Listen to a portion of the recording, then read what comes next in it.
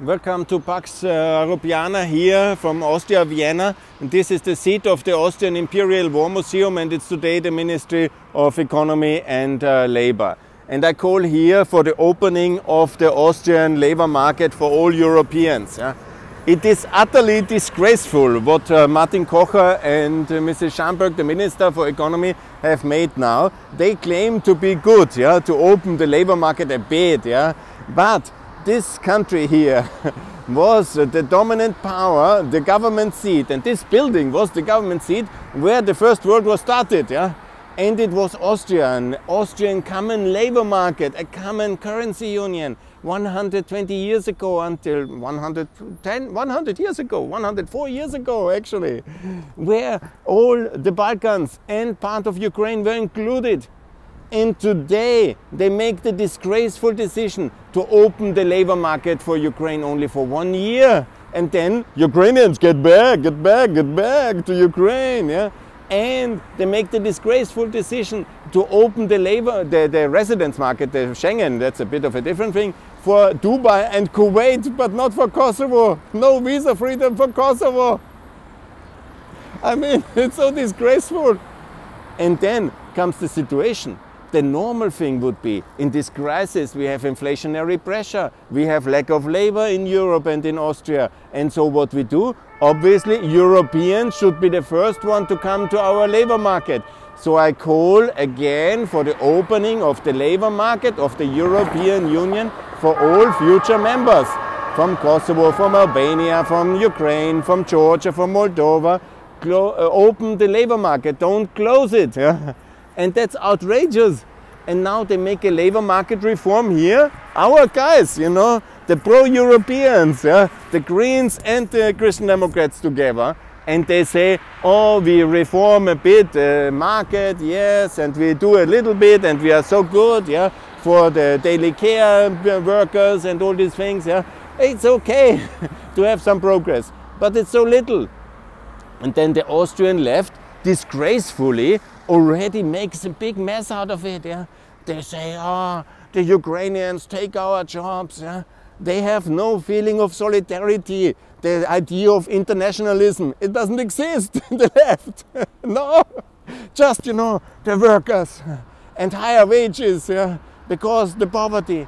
And that with their own policy of inflation introducing protectionism, because they don't allow free trade agreements with America, with Mercosur, with Africa, with Indonesia. And they also have this failed left-wing energy policy of the last years with Russia. And then they create this inflationary pressure, and then they don't allow the people from the Balkans, which are logically our first labor market reserve, on our markets.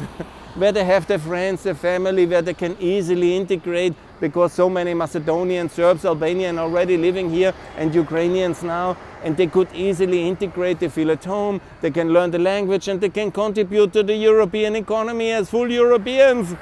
No, the left doesn't allow it, the right doesn't allow it, the Greens don't allow it. For me, this is Nazi or communist ideology.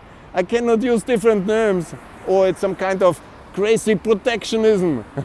This is so crazy. I cannot believe it. I cannot understand it. Are we not all Europeans? These are EU candidate countries or potential candidate countries. This is a country where America is now spending 46 billion to defend it, because they defend free Europe.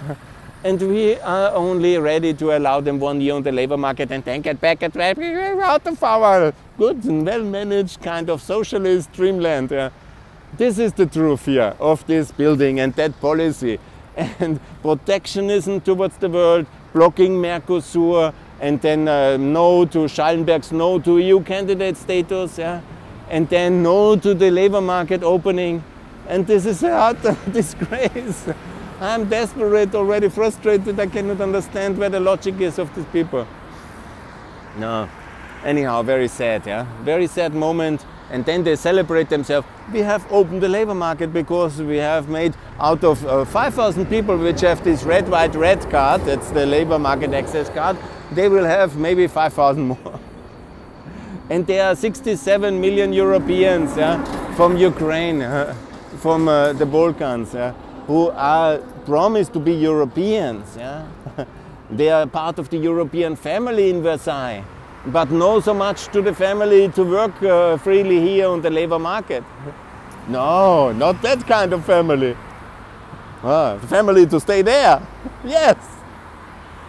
This is Austria for you, run by the socialists of all parties, by the grandchildren of the Nazis, who have the same mentality, and they are in this kind of communist, totalitarian or Nazi ideology, blocking everybody they can, as long as they have the power to regulate, and then the poor people of Eastern Europe and of the Balkans, who could work here decently and then live a normal life and contribute economically like real Europeans. We treat them shabbily and terrible, and they come then without papers. Then they have to work on the grey labor market. They have many problems to stay here, and then we expatriate them expensively in airplanes back to Tirana or Pristina by rule of law, like Mr. Nehammer. And then after some years they come back because they fight legally, and this is the Austrian policy. And in between, because the Germans have a better labor market access, easier, they have much better access, they're going in the buses from Tirana, Pristina to Germany, where they are treated better than the shabbily Austrians treat our fellow Europeans. I'm ashamed. It's disgraceful. Shocking. And you know, the thing is that in Austria, nobody sees it like me. They all think, oh, Günther is crazy. He wants to get us all these Kosovo people and all the Ukrainians on the labor market. It's our labor market. Yeah, anyhow, it's a lonely position I have. But again, I call for economic decency, for human decency, for European solidarity and the spirit of unity to be together as Europe against Russian aggression economically. And it's also, I don't know, it's so simple economics. Get more people on the labor market, be together more protective, be also, of course, it's fighting inflationary pressures. We can also build all our solar panels, which we want with the people from Kosovo and from Ukraine. We can also have the harvest taken in and built. The whole city was renovated with the help of Serbian and Bosnian workers. And why not give them normal labor market access? Now, why this disgraceful bureaucracy? It's a shame. Anyhow, more to come from Pax Europiana, but the more I'm in Austria, the more I'm disappointed with this very shabby policy. And the sad thing is, there's no hope in sight, because the left is even worse than what we have today as the responsible from the labor market. Good. So far, my call again, open the labor market for all Europeans. It's quite simple to do. EU 37 to have free access to the Austrian labor market. Let's be a bit better than the Germans even, would be good. But no, the protectionist empire will prevail.